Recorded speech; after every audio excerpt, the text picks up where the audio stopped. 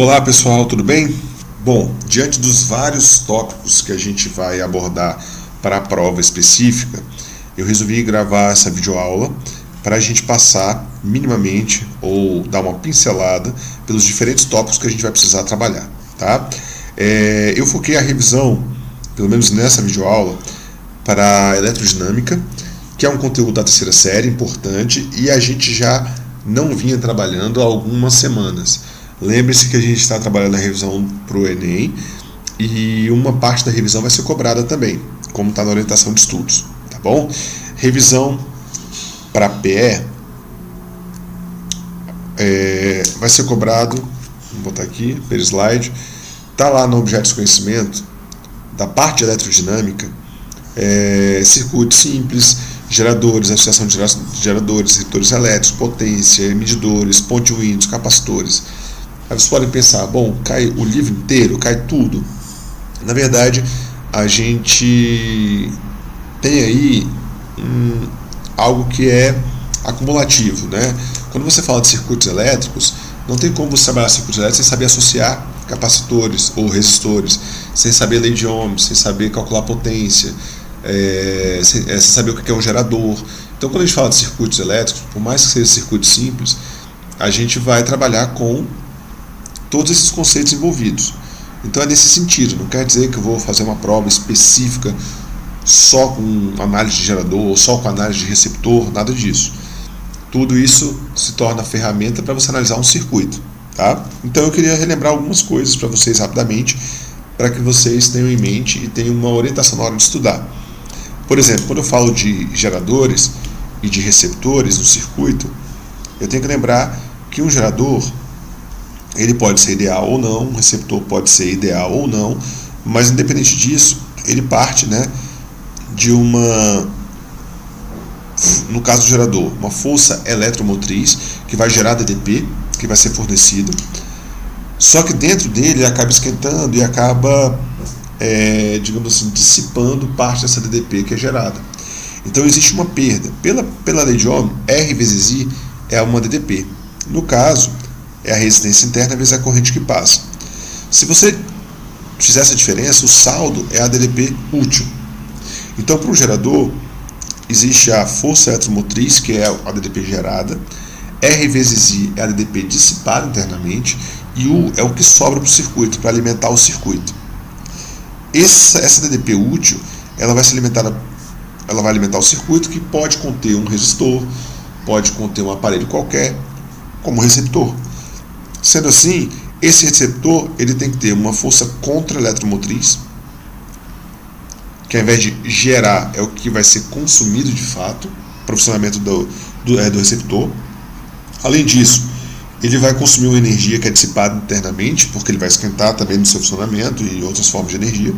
Então a DDP que ele precisa para de fato funcionar é a força contra-eletromotriz mais a dissipada internamente. Então, desse modo, se eu tenho esses dois aparelhos, equação do receptor, equação do gerador, mostram que a força eletromotriz, nesse caso do circuito, ela tem que ser maior do que a força contra-eletromotriz. E aí também, como eu tenho o DDP útil, força eletromotriz, que é a DDP gerada, e R vezes I, que é a DDP dissipada, eu também posso ter potência útil, potência dissipada e potência gerada. De todo modo, a gente tem que pensar nisso, certo? Bom, professor, se tivesse esses dois aparelhos no circuito, qual seria o gerador e o receptor se ele não colocasse as letras? O gerador tem que ter o E maior do que o E', para que ele possa fornecer energia, tá bom? Além disso, a gente falou sobre associações de geradores.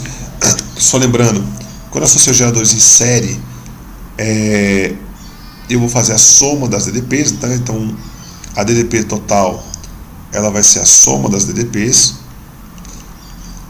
assim como a resistência total é a soma das resistências em série, Então vai ser R1 mais R2, tudo em série, certo? Agora, quando eu falo em paralelo, em geral a gente trabalha com a associação de geradores paralelos iguais, de mesmo DDP, de mesma força eletromotriz, e portanto se ela é a mesma, ela se mantém em paralelo, por definição, ela é a mesma, ela se mantém. Agora, os resistores em paralelo, você associa. A resistência equivalente em paralelo de resistores iguais é o resistor associado dividido pelo número de resistores associados. Tá? Então lembrem-se disso. Em geral, em paralelo são todos iguais, né? Porque se um for maior que o outro, ele pode atuar como receptor e não como gerador. Certo?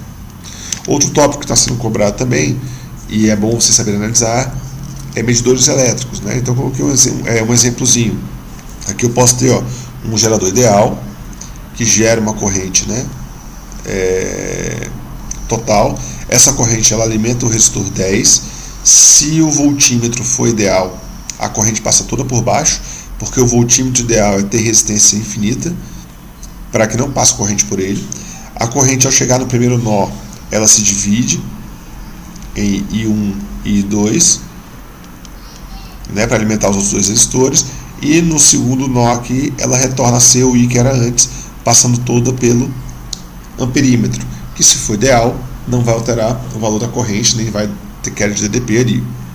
Portanto, resumindo, para que eu meça a DDP por um voltímetro, como é o caso da DDP num resistor de 10 ohms, perdão, eu tenho que associar em paralelo. Voltímetro mede DDP em paralelo. Amperímetro mede corrente em série. Para medir a mesma corrente, eu tenho que estar em série, por definição. Associação em série é quando a corrente é a mesma. Tá? Bom, e nesse caso aí eu poderia analisar, determinar a corrente, né? Para quem não lembra, esses dois estão em paralelos. 20 com 20 em paralelo equivale a 10 ohms. 10 com esse 10 aqui em série, eu posso fazer o total é igual a R equivalente vezes I. Então o total é 30, o R equivalente é 20 vezes I. Corta, corta. O I é igual a 1,5 amperes. Essa é a corrente que vai passar na saída do gerador e é que vai voltar para o gerador. Portanto, o amperímetro marca 1,5. E quando esse 1,5 passar pelo 10, aí eu posso aplicar a primeira lei de Ohm apenas para o resistor 10. Então, quando o resistor 10 for alimentado com a corrente de 1,5, ele vai gerar 15 volts de DDP, que é o que vai marcar o voltímetro. Então, amperímetro marca isso, voltímetro marca isso. Certo? Bom, potência. Essa questão aqui é um pouco mais longa, mas eu vou orientar aqui para que vocês possam relembrar na hora de discutir. Tá?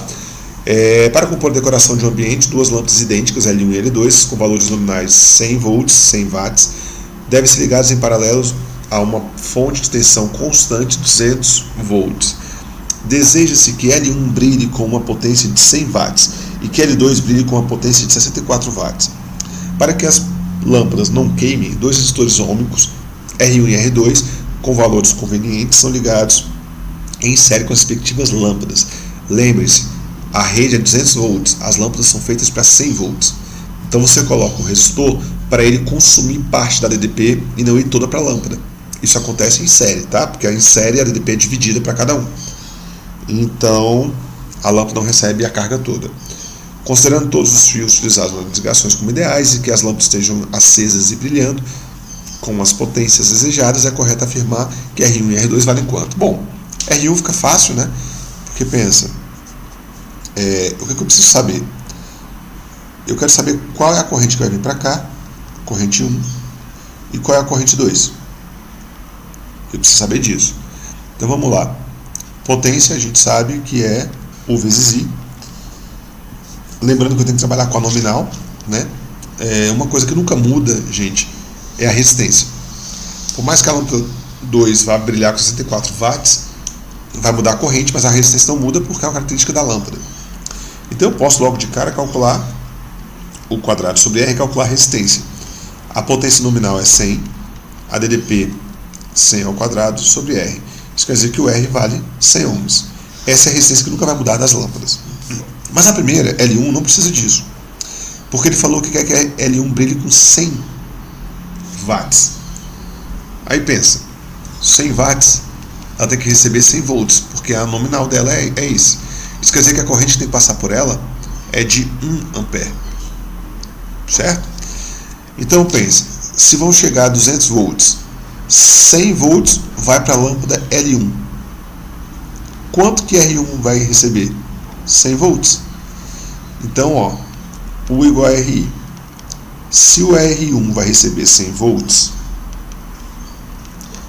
e eu sei que a corrente 1 tem que ser 1 ampere, quer dizer que o R1 tem que valer 100 ohms. Descobri R1. Para descobrir o R2, vamos analisar a lâmpada 2. A lâmpada 2 ela vai ter uma potência de 64 watts. 64 watts é igual a U vezes I. Certo? Só que aí eu não tenho o I, né, e nem o U no caso.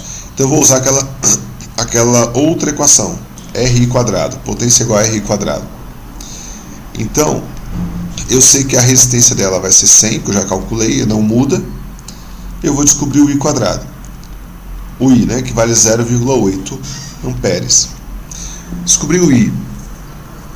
Então agora eu posso fazer Bernoulli de Ohm para a lâmpada. O U que eu quero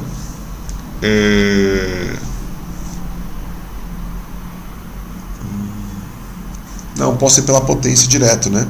Porque eu vou descobrir o U que eu quero, né? Potência é igual a U vezes I. A potência que eu quero para ela é 64. O U vale, não sei. E o I, 0,8. Se eu fizer essa conta aqui, eu vou achar que ela tem que receber uma DDP de 80 volts. Se ela receber 80 volts, ela vai ter essa potência que ele quer.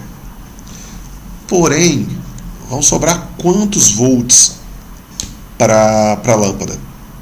Agora, ó, lâmpada 2. Vão sobrar 120 volts, porque ela recebe 200, né? O ramo. 120 é igual a R2 vezes 0,8, que é a corrente. Portanto, R2 tem que ser igual a 150 ohms. Então, reparem, eu calculei a DDP que sobra para o resistor e a corrente. Aí eu usei o igual a RI para eles. Certo? Para não nos alongarmos demais, gostaria de relembrar capacitores. Lembre-se que capacitores servem para armazenar carga. Para armazenar carga, eu preciso da capacitância e da DDP para ver quanto de carga ele vai armazenar. Quando eu tenho uma associação de capacitores, eu tenho uma capacitância equivalente. Essa capacitância equivalente ela pode ser calculada em série, como sendo 1 sobre C1 mais 1 sobre C2 mais 1 sobre C3, ou em paralelo. Capacitância equivalente em paralelo é igual a C1 mais C2 mais C3. O que vocês têm que lembrar é o que não muda. Em paralelo, o U tem que ser o mesmo. O U não muda, que é tudo U, tá? Então, o 1 igual ao 2, que é igual ao 3. Em série, o que não muda? Q1 que é igual a Q2, que é igual a Q3. Porque em série, ele vai se eletrizar, as placas vão se eletrizar por indução. Então acaba que a carga é a mesma em toda ela. Então a carga equivalente ou a carga de cada um tem que ser a mesma, bem como a DDP em paralelo. Lembre-se disso, que teoricamente ajuda a fazer a conta. E por fim, um resumozinho aqui de associação, porque é importante para qualquer um dos instrumentos. Se eu falo de medidores elétricos, eu tenho que saber o que é uma associação em série e paralelo. Se eu falo de associação de geradores, eu tenho que saber como é que faz a série e paralelo. Se eu falo de capacitores, eu tenho que saber o que é série e o que é paralelo. E resistores, mesma coisa. Então, saber o conceito de série e paralelo é extremamente importante para qualquer aparelho. Certo, gente? Espero ter ajudado, refrescado essas coisas na memória de vocês, e a gente retoma esses tópicos, esses conceitos para a prova de vocês, tá bom? Bons estudos e até a próxima aula. Valeu, galera!